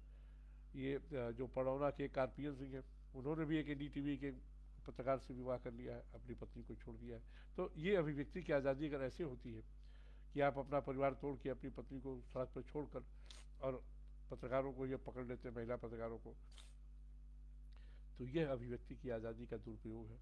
अब कोई कुछ कह दे तो साहब कहेगी तो व्यक्तिगत हमला। अरे व्यक्तिगत हमला कैसे है भाई? अब सोचिए कि उन्हीं उमर अब्दुल्ला की पत्नी दिल्ली में रहती है बेसहारा, उनको वो बराबर मांग रही है कि हमारे खर्च, दो बच्चे हैं, पैसे दीजिए, लेकिन नहीं दे रही, नहीं दे रहे उमर अब्दुल्ला, और अभी वहाँ कश्मीर की लड़ाई लड़ने में लगे हुए हैं। ये अभिव्यक्ति है। अच्छा 370 ख़त्म हो जाए और आपको आग न लगाने दिया जाए और नज़रबंद कर दिया है, तो आप अभिव्यक्ति की आज़ादी पर हमला बोलते हैं। ये कैसे है? आप देश के खिलाफ खड़े हो जाए और आपको बोलने भी दिया जाए, तो ये अभिव्यक्ति की आज़ादी है क्या? नहीं है। ऐसे लोगों को गोलियों से भून दिया जाना चाहिए, जो देशद्रोह को भी अभिव्यक्ति की आज़ादी मानते हैं। अभिव्यक्ति की असल में क्या है ना कि आज़ादी अपने आप में एक बहुत, देखिए तुलसीदास के यहाँ तो माना गया है कि साहस भी एक स्त्रियों का दुस्साहस है, और अभिव्यक्ति वहीं तक ठीक है जहाँ नाक के नीचे तक रहे। जहाँ कोई बात नाक के ऊपर पहुँच जाती है ना, वो आज़ादी और अभिव्यक्ति का विषय नहीं है, वो अपराध है, वो सामाजिक शुचिता के खिलाफ है। कई बार क्या होता है ना कि आप अभिव्यक्ति अभिव्यक्ति करके जब शाहीन बाग करने लगते हैं, भारत तेरे टुकड़े होंगे इंशाअल्लाह करने लगते हैं, तो ये सब चीज़ें आपको मतलब मुश्किल में डालती हैं। और मुश्किल में नहीं, आपके समाज को, आपके परिवार को, आपके देश को, सबको मुश्किल में डालती है। और ये जो अभिव्यक्ति के नाम पर तमाम सारी जो एक पक्षीय जो वेबसाइटें चल रही है, हिंदू जैसा एक बड़ा अखबार था सोचिए, और बोफोर्स के समय से ही वो ऐसा बिगड़ा है। अभी भी हिंदू अखबार आज भी एक मुकम्मल अखबार है, इसमें आपको किसानों की भी खबरें मिलेगी, आपको बाजार की भी खबरें, तमाम सारी खबरें मिलेगी, एक कल्चरल खबरें भी मिलेगी। अकेला अखबार जिसमें हर चीज़ खबर होती है, रोज़ खबर होती है, और हर हफ्ते कुछ न कुछ कानून भी, कल्चरल भी, एग्रीकल्चरल भी, सब कुछ लिखते हैं, साइंस भी। किसी अखबार में आपको साइंस, कल्चर, एग्रीकल्चर की खबरें नहीं मिलेगी, हिंदी हो चाहे अंग्रेजी हो। लेकिन हिंदू में मुकम्मल, एक मुकम्मल अखबार है हिंदू। लेकिन एजेंडे के नाम पर ऐसा, एजेंडे को अभिव्यक्ति की आज़ादी कहना अगर किसी को सीखना हो तो हिंदू से सीखे। बोफोर्स में कहीं कुछ नहीं था, दलाली दी ही जाती है। दलाली वहाँ थोड़ा राजीव गांधी को तजुर्बा नहीं था और फंस गया वो, बीपी सिंह ने उनको अपनी मक्कारी में फंसा दिया। इसी तरह राफेल में भी कुछ नहीं था। सच्चाई यह है कि हर विदेशी सौदे में, चाहे और खासकर रक्षा सौदे में, दलाली देना एक कोरम है, उसको देना ही देना है। मैं बताऊं कि एक समय मैं पायनियर स्वतंत्र भारत अखबार में नौकरी करता था, तो वहाँ के जो मालिक उद्योग थे जयपुरिया, वो एक ऑफसेट मशीन रूस से खरीद के लाए, तब सोवियत संघ हुआ करता था, और ऑफसेट प्रिंटिंग मशीन खरीद के लाए। उसमें भी फिर वही अकाउंट के किसी आदमी ने यूनियन को, मैं तब यूनियन में भी था वहाँ के अखबार के, तो एक अकाउंट के आदमी जो जयपुरिया से नाराज चल रहा था, उसने धीरे से बता दिया कि साहब इन्होंने जो मशीन खरीदी है उसमें भी खुद दलाली 20% खा ली है।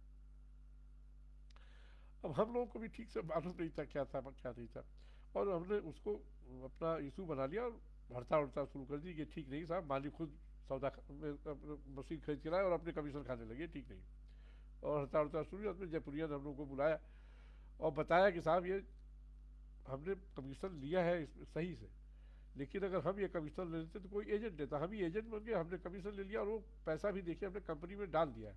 उन्होंने पायनियर लिमिटेड वो पैसा ईमानदारी से, सचमुच ये नहीं कि हम लोग हड़ताल शुरू किए तब शुरू किया, उसके पहले वो डाल चुके, तो उन्होंने कहा देखिए हमने पैसा कंपनी का कंपनी में ही डाल दिया, हमने बदमाशी नहीं की। और फिर उन्होंने बताया तरतीब से कि नहीं, हर सौदे में आपको दलाली वहाँ देना फिक्स है। ठीक वैसे ही जैसे आप यहाँ आजकल मकान खरीदते हैं या किराए पर लेते हैं तो ब्रोकरेज देना होता है, अगर दलाल के मार्फत आप ले रहे तो वहाँ भी कोई भी सौदा दलाल के मार्फत ही लेना होता है, तो उसमें ब्रोकरेज देना ही होता है। इसीलिए मोदी सरकार ने होशियारी ये की, राफेल लेने में उन्होंने किसी प्राइवेट कंपनी से डील नहीं की, उन्होंने फ्रांस सरकार से डील किया। अब वो चाहे जिससे ले बनवाए उनका काम, ताकि ये दिक्कत ना आए दलाली उलाली की, कमीशनबाजी वगैरह की, तो उन्होंने ख़त्म किया। लेकिन राफेल पे भी जिस तरह से हुड़दंग बचाया हिंदू ने, और जिस तरह से एजेंडा पत्रकारिता का शिकार बने नाम, और जिस तरह से फाइलें वहाँ से चुरा उड़ा के पैसे वैसे, आजकल तो सरकारी दफ्तरों से आप कुछ भी खरीद सकते हैं। हमारे पास तो लखनऊ में ऐसे ऐसे लोग हैं जो कहते हैं साहब आप कराइए ना विधानसभा रजिस्ट्री, हम करने को तैयार है, और विधानसभा लिखने को तैयार है, वो लोकसभा लिखने को, बिल्डिंग पूरी लिखने को तैयार, रजिस्ट्री आप करा लीजिए। लेकिन सवाल है वो तो कर देंगे, आपको मिलेगा क्या? तो इसीलिए आप चाहे जो करिए, लेकिन वो उन्होंने सरकार राफेल में कहीं कोई घपला नहीं था, जिन्होंने चुनावी इशू बनाया राफेल, और चोर है चोर कह के राहुल गांधी के एजेंडे को पार किया, और राहुल गांधी को अंत में सुप्रीम कोर्ट में जाके माफ़ी मांगनी पड़ी। तो ये अभिव्यक्ति की आज़ादी के नाम पर क्या हो रहा था? अच्छा, राफेल कोई, सब लोग जानते हैं, देखिए 2-3 चीज़ें जान लीजिए। अभिव्यक्ति की आज़ादी का इतना दुरुपयोग हमारे देश में होता है, जिसे अटल बिहारी वाजपेयी ने जब परमाणु बम का परीक्षण किया, तो आपको क्या लगता है कि वो पाकिस्तान के लिए किया था? बिल्कुल नहीं। अमेरिका ने तुरंत बहुत सारे बैन लगाए उस परमाणु परीक्षण पर। लेकिन जब अटल बिहारी वाजपेयी ने अमेरिका को ये समझाने में कामयाब हुए कि साहब ये पाकिस्तान के लिए हमने नहीं, हमने चीन के लिए ये परमाणु बम बनाया, तो अमेरिका के, चीन भारत और अमेरिका दोनों का साझा शत्रु है, पहले से आज से नहीं है। तब अमेरिका के समझ में आया कि हाँ चीन को बैलेंस करने के लिए भारत में परमाणु बम होने चाहिए, तो तमाम सारी जो पाबंदियाँ थी धीरे धीरे अमेरिका ने बहुत जल्दी हटा ली। बहुत सारे देशों में सालों साल अभी तक चला रहा अमेरिका की पाबंदी चल रही, यहाँ से फट से पाबंदियाँ हट गई। इसी तरह राफेल भी आप क्या समझते हैं? पाकिस्तान क्या है? बगल बच्चा है, छोटा सा चूजा है, आप जब चाहे मसल के फेंक दीजिए उसको। अब देखिए ना, लेकिन वो राफेल आया चीन के लिए। चीन अगर आज काबू में है तो राफेल की वजह से काबू में है, आप जान लीजिए। चीन के पास राफेल का कोई जवाब नहीं, और फ्रांस से समझौता भारत सरकार ने कर रखा है कि आप चीन को या पाकिस्तान को राफेल नहीं बेचेंगे, और वो नहीं बेचेगा क्योंकि करार हो गया है। तो देखिए ना, जैसे ये लोगों का अभिव्यक्ति की आज़ादी का क्या है, वो कभी किसी कार्रवाई का सबूत मांगते हो, कहते हैं साहब सेना ने कुछ किया नहीं। आप याद कीजिए उरी, आप याद कीजिए क्या नाम है वो, बालाकोट, सबके सबूत चाहिए थे इनको। ये अभिव्यक्ति की आज़ादी है क्या? ये देशद्रोह है। आप देश के साथ खड़े नहीं हो पाते हो, कैसे अभिव्यक्ति की आज़ादी है, और उसको कोहराम बचा देते हैं। और अब तो पाकिस्तान ने स्वीकार कर लिया कि साहब हाँ हमने उरी किया था, हमने वो पुलवामा किया था, संसद में अपने स्वीकार कर लिया, अभी लोग की बोलती बंद। ये ठीक नहीं। ठीक वैसे जैसे सीए को लेके जिस तरह से लोगों ने दंगे का कुचक रखा, पूरे देश में आग लगाने की कोशिश की, ये अभिव्यक्ति की आज़ादी थी क्या? देशद्रोह था। तो मित्रों, अभिव्यक्ति की आज़ादी के नाम पर अगर कोई देशद्रोह करता है, उसको हम अभिव्यक्ति की आज़ादी का अधिकार नहीं देना चाहते। अभिव्यक्ति की आज़ादी का अधिकार तो वो है कि साहब आप अपनी बात रखिए, आगजनी मत कीजिए, हिंसा मत कीजिए, और जो कहना आप सीना तान के कहिए, कोई दिक्कत नहीं है। और सरकारों को भी चाहिए कि अभिव्यक्ति की आज़ादी का सम्मान करना सीखे, और जो कहते हैं निंदक निगरे राखी आंगन कुटीर छवाए, उस पर यकीन करना सीखे, और उससे सरकारों को अपने अंदर मतलब सुधार करने की गुंजाइश रख लीजिए। सरकार हो, कोई कारखाना हो, कोई प्रशासन हो, अपनी निंदा सुन के उसको पॉजिटिव ढंग से लेना चाहिए। उस अभिव्यक्ति की आज़ादी का तभी सम्मान होगा। हाँ, अगर कोई अभिव्यक्ति की आज़ादी के नाम पर उसका दुरुपयोग करता है, उसका देशद्रोह से उसको जोड़ता है, अब तमाम नक्सल मूवमेंट जो है ये सब देशद्रोह हरकतें हैं कि नहीं? ये शरणार्थियों को या सीए के नाम पर दंगे करना और शाहीन बाग खड़ा करना, ये सब मैं देशद्रोह की श्रेणी मानता हूँ, अभिव्यक्ति की आज़ादी इसको नहीं मानता। आपको जो मानना हो मानिए, मैं अपनी राय रख रहा हूँ। ये देश को तोड़ने वाली ताकतों को अभिव्यक्ति की आज़ादी से हम नहीं जोड़ सकते। 370 हटाने के लिए आप चीन के पास चले जाएंगे, जाइए, संयुक्त राष्ट्र संघ जाइए, जहाँ बनवा जाइए, लेकिन देश के साथ अगर आप खिलवाड़ करेंगे अभिव्यक्ति की आज़ादी का दुरुपयोग करके, तो हम आपको उसको नहीं करने देंगे। और ये हर नागरिक का कर्तव्य है कि देश के खिलाफ किसी को अभिव्यक्ति के नाम पर खड़ा न होने दें। ठीक है, मुक्तिबोध लिख गए हैं, उठाने ही होंगे अभिव्यक्ति के खतरे, तोड़ने ही होंगे गढ़ और मठ, सब तोड़िए, लेकिन उसको सकारात्मक रखिए ना, उसको कभी नकारात्मक मत बनाइए, उसको समाज विरोधी मत बनाइए, उसको देश विरोधी मत बनाइए। अब देखिए ना, अभी तमाम सारे एग्जिट पोल आए हैं, और ओपिनियन पोल में जो चैनल या जो सर्वे नीतीश की सरकार बना रहे थे, एग्जिट पोल में नीतीश की सरकार को गिरा रहे हैं और बता रहे हैं तेजस्वी मुख्यमंत्री बन रहे हैं। तो ये जानते हैं क्यों हुआ? दो वजह से हुआ है। एक तो नीतीश कुमार बीच में लालू यादव के साथ चले गए कुछ महीनों के लिए सही, उसमें उनका बहुत नुकसान हुआ। दूसरे, कोरोना काल में जिस तरह से मजदूरों की उपेक्षा की उन्होंने, जिस तरह से उन्होंने अपने विद्यार्थियों की उपेक्षा की, सब लोग वहाँ कोटा से ला रहे थे अपने बच्चों को, उत्तर प्रदेश सबसे पहले ले आने वालों में से था, इन्होंने कह दिया हमारे पास साधन ही नहीं है। क्यों भाई? अच्छा, जब ट्रेन चलाने की बात हुई तो कह रहे मत चलाइए। अरे क्यों नहीं अपने मजदूरों को आप लाना चाहते थे? क्यों नहीं अपने विद्यार्थियों को लाना चाहते थे? क्यों लोग पैदल चले, लोग क्यों परेशान हुए, लोग क्यों नहीं? करना पड़ा सब उनको, लेकिन वही है कि 100 जूते खा के फिर प्याज भी खाई और जूते भी खाए। नीतीश कुमार को अगर विदा किया लोगों ने, कि कोरोना काल की वजह से जो उन्होंने अव्यवस्था फैलाई और हाथ खड़े कर दिए बार बार कि नहीं नहीं साहब हमारे पास तो साधन ही नहीं है। अरे तो आप किस बात के मुख्यमंत्री इस्तीफा दे के खड़े हो गए होते? साहब हमारे पास साधन नहीं, हम नहीं ला सकते। तब तो आप पॉलिटिक्स करने लगे, और अब चुनाव में बताने लगे कि ये क्या नाम है, तेजस्वी तो वहाँ था, दिल्ली में था, निकला ही नहीं। आप दफ्तर से भी नहीं निकले, ठीक है, मुख्यमंत्री से आप बचना जरूरी था, वो आप जाने। तो अब आपको परिणाम मिल रहा है। अच्छा, अभिव्यक्ति के आज़ादी के बहुत बड़े पैरोकार भी थे, वो कहते थे ना अपनी, उसको क्या नाम है, जो आतंकी से कहते थे, बिहार की बेटी है। तो अभी भी देखिए आखिरी दिन उन्होंने भाषण दे दिया, वहाँ के शरणार्थी क्या नाम है, घुसपैठियों को रोकने के लिए बांग्लादेशी कह दिया नहीं कोई नहीं, योगी कह के आए थे कि एक को नहीं रोका जाएगा, सबको हटाया जाएगा। दूसरे दिन जाके कहे नहीं साहब किसी को नहीं हटाया जाएगा, सब यही रहेंगे। और फिर उसी भावुकता में बोल गए हमारा अंतिम चुनाव, फिर भी आ रहे हैं। कि अभिव्यक्ति की आज़ादी का दुरुपयोग नीतीश कुमार ने भी खूब किया है। सेकुलरिज्म के नाम पर मुस्लिम वोटों का जो उन्होंने पक्ष लेना चाहा ना, वही उनके लिए घातक बन गया। भाई भाजपा से एनडीए से क्यों अलग हुए थे वो? सेकुलरिज्म के नाम पर। सेकुलरिज्म क्या है? सबसे बड़ा धोखा है हिंदुस्तान में, सेकुलरिज्म से बड़ा कोई धोखा नहीं है। सेकुलरिज्म मतलब मुस्लिम तुष्टीकरण, बस, और कुछ नहीं है, सिर्फ और सिर्फ धोखा है। इसी तरह अब देखिए ना कि आजकल हो गया है कि सेकुलरिज्म का मतलब अभिव्यक्ति का पांचांग क्या है? पांचांग, बनारस के आप लोग हैं, पांचांग बहुत समझते होंगे।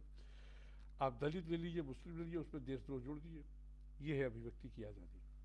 आज की तारीख में दलित, मुस्लिम प्लस देशद्रोह, इसी को मिला के आप कॉकटेल बनाते हो, कहते हैं साहब अभिव्यक्ति की आज़ादी हमारी है, हम जो चाहेंगे करेंगे। क्षमा कीजिए, ये अभिव्यक्ति की आज़ादी नहीं, सचमुच देशद्रोही है। अब देखिए ना हाथरस में क्या क्या नहीं हुआ, ये भी अभिव्यक्ति की आज़ादी ही थी। अब उनके परिवारीजन यूपी पुलिस के साथ भी वो टेस्ट के लिए तैयार नहीं थे, नार्को टेस्ट के लिए, सीबीआई के साथ भी तैयार नहीं है नार्को टेस्ट के लिए। क्यों?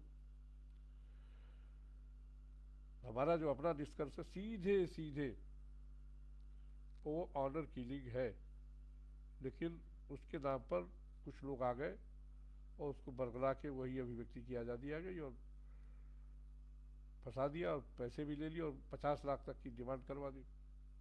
और सुप्रीम कोर्ट ये वो दुनिया के जितने तमाशे हो सकते थे तमाशा किया, सिर्फ इसलिए को दलित थे और वहाँ जो आरोपी थे वो राजपूत थे। यहाँ भी देशद्रोह था, इस समाज को तोड़। अब तो सारी चीज़ें सामने आ गई है, लोग पकड़े जा चुके हैं, पीएफआई के लोग, और करोड़ों करोड़ रुपए की फंडिंग ले आए थे लोग सिर्फ वहाँ जातीय दंगा करने के लिए। ये क्या है? ये अभिव्यक्ति की आज़ादी है? जी नहीं। वो मध्य प्रदेश वाली जो महिला थी वो क्या थी? वो कैसे रिश्तेदार बन के घर में बैठी रही? ये अभिव्यक्ति की आज़ादी थी? अच्छा, किस पार्टी का नेता कौन कौन नहीं गया, किस लिए गया भाई? जब सारे आरोपी पकड़ लिए गए थे तो आप किस बात का इंसाफ मांग रहे थे? कौन सा इंसाफ चाहिए था जो नहीं मिल रहा था? सारे आरोपी पकड़ लिए गए थे, उनके खिलाफ एफ आई आर होती, जेल चले गए थे, और फिर भी आपको इंसाफ चाहिए था। कौन सा इंसाफ चाहिए था? यही जातीय दंगे कराने का, ये अभिव्यक्ति की आज़ादी के दुरुपयोग का ये था। देखिए, क्या है ना कि अभिव्यक्ति की आज़ादी बहुत बड़ा शब्द है, और अभिव्यक्ति की आज़ादी की बात जो यहाँ मुसलमान बार बार करते हैं ना, कभी चीन में जो 30 लाख उइगर मुसलमान नजरबंद कर दिए गए हैं, उनके खिलाफ क्यों नहीं बोलते? फ्रांस में कौन सी अभिव्यक्ति की आज़ादी मारी गई है? लेकिन फ्रांस के लिए भी उनको परेशानी है, और देश घटना हो रही फ्रांस में, घटना होती है म्यांमार में, लेकिन अभिव्यक्ति की आज़ादी का झंडा लेके ये लोग खड़े हो जाते हैं हिंदुस्तान में। और तब की सरकारें कमजोर थी तो लोग बहुत अभिव्यक्ति की आज़ादी कर लिए। अब अभिव्यक्ति की आज़ादी, मुझे लगता है उसका दुरुपयोग रुकना चाहिए, और यह काम सरकारों का, यह कानून का ही है। अब सोचिए ना कि दंगे हुए जब सीए के नाम पर यहाँ पे उत्तर प्रदेश में, तो योगी ने पोस्टर लगवा दिए दंगाइयों के चौराहों चौराहों पे हर शहर में।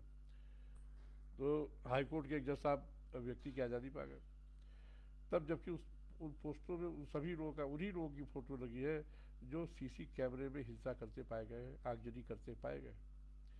अब वो अभिव्यक्ति की आज़ादी कैसे मान लिया? हिंसा आगजनी क्या अभिव्यक्ति की आज़ादी है?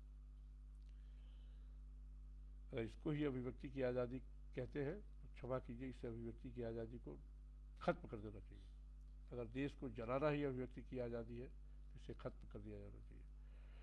अब कंगना रनावत अगर अपनी बात कहती है, अर्णब गोस्वामी अपनी बात करते हैं पालघर में, तो एजेंडे के तहत ही बात करते हैं, वो अभिव्यक्ति की आज़ादी नहीं फिर भी है। लेकिन देश के खिलाफ अगर कोई अभिव्यक्ति की आज़ादी बात करता है तो उसको अभिव्यक्ति की आज़ादी या कोई भी आज़ादी देने का अधिकार किसी भी कानून को नहीं होना चाहिए। उनको तुरंत लगाम लगानी चाहिए। बहुत हो गया है अभिव्यक्ति की आज़ादी का नाटक। आप सेना को बलात्कारी कह दें, ये कौन सी अभिव्यक्ति की आज़ादी है? अभिव्यक्ति की आज़ादी तो तब होती जब आप किसी सरकार के बहुत बड़े भ्रष्टाचार को उजागर करते हो और कहते हैं साहब ये है अभिव्यक्ति की आज़ादी और मेरे साथ ये हो रहा है, जैसे अर्णब ने उद्धव ठाकरे मसले पर किया है। और कोर्ट चाहे जो करे, पुलिस चाहे जो करे, प्रशासन चाहे जो करे, समाज चाहे जो करे, समाज में एक स्वीकारोक्ति तो आ ही गई है। अब अगर सबूत नहीं है तो सुशांत सिंह राजपूत की हत्या को आत्महत्या मानना ही पड़ेगा, बात दूसरी है। लेकिन समाज ने मान तो लिया है। ये अभिव्यक्ति की आज़ादी का सबसे बड़ा सदुपयोग है कि दुनिया ने मान लिया कि सुशांत सिंह राजपूत की हत्या या आत्महत्या में आदित्य ठाकरे, उनको बार बार लोग कहते हैं ना बेबी पेंगुइन, आदित्य ठाकरे का कहीं न कहीं से दाएं बाएं से हाथ तो है। लोगों ने मान लिया कि वो ड्रगिस्टों के साथ है, रिया चक्रवर्ती के साथ उसके दाएं बाएं से संबंध है। लोगों ने मान लिया कि पालघर के साधुओं के साथ अन्याय हुआ, उनकी हत्या की गई। लोगों ने मान लिया कि फिल्म इंडस्ट्री के लोग ड्रगिस्ट हैं। आप सोचिए ना, जया भादुड़ी ने राज्यसभा में एक भाषण दिया और ऐसा चपेटे में आई है सोशल मीडिया पे, और वह अमिताभ बच्चन तक आ गए हैं। अमिताभ बच्चन, अब सोचिए ना, एक टेप बजता है आजकल फोनों पर कि लोग उसका भी विरोध कर रहे हैं तमाम जगहों पे फोन कर करके कि अमिताभ बच्चन की आवाज़ हटाई जाए। और अमिताभ बच्चन के परिवार के लोगों की जो वीडियो आई है, खासकर उनकी नातिन की, वो क्या नाम, शाहरुख खान के लड़के के साथ, ये सब चीज़ें पहले भी पब्लिक डोमेन में थी। लेकिन जया भादुड़ी की उस एक भाषण ने उनको बिल्कुल उनकी छिछालेदर करा दिया और देश के निशाने पर आ गया बच्चन परिवार। अभिव्यक्ति की आज़ादी के ये खतरे भी तो है और उनको उठाने पड़ रहा है। तो हम लोग जब खास करके जब मैं नया नया मैंने लिखना शुरू किया था, तो हमें लोगों ने समझाया था कि देखिए आपको क्या लिखना है ये तो आप जानते ही हैं।